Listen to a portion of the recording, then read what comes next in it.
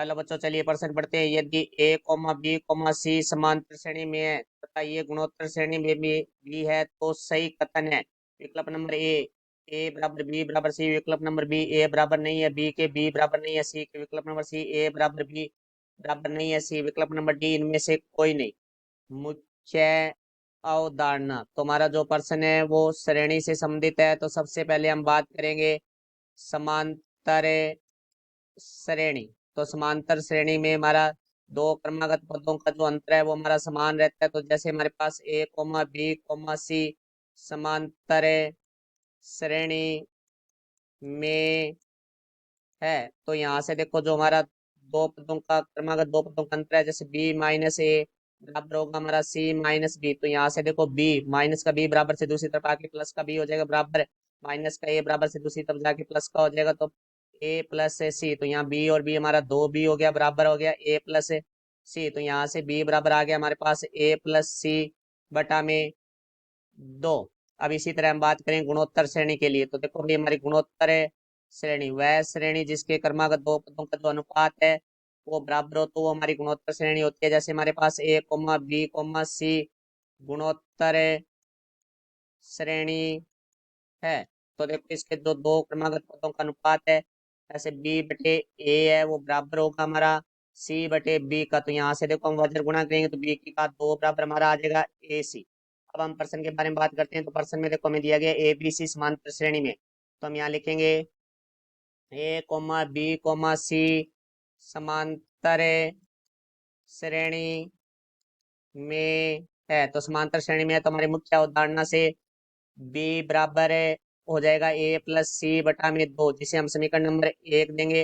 इसी तरह हमारे प्रश्न में कहा गया ये गुणोत्तर श्रेणी में भी है, तो ए कोमा बी कोमा सी गुणोत्तर श्रेणी में है। तो गुणोत्तर श्रेणी में तो मुख्य अवधारणा से हमारा बी की घात दो बराबर है ए सी होगा। तो यहाँ से हम लिख देंगे बी की घात दो बराबर ए सी, समीकरण नंबर दो।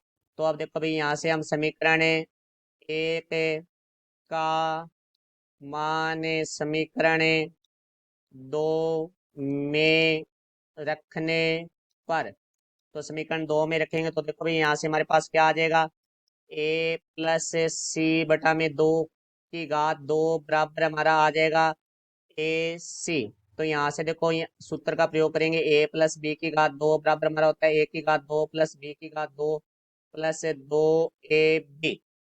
तो ए की जगह ए है बी की जगह सी है, तो यहाँ से आ जाएगा ए की घात दो प्लस सी की घात दो प्लस दो ए सी बटा में दो की घात दो है वो हमारा चार होता है बराबर ए सी। तो चार भाग में बराबर से दूसरे भाग के गुणा में हो जाएगा। तो ए की घात दो प्लस सी की घात दो प्लस दो ए सी बराबर चार ए सी प्लस का बराबर से दूसरी तरफ आके माइनस का हो जाएगा। तो यहाँ से आ जाएगा ए की घात दो प्लस सी की घात दो प्लस दो ए सी माइनस चार ए सी बराबर शून्य। तो यहाँ से हमारे पास आ जाएगा ए की घात दो प्लस सी की घात दो माइनस दो ए सी बराबर शून्य।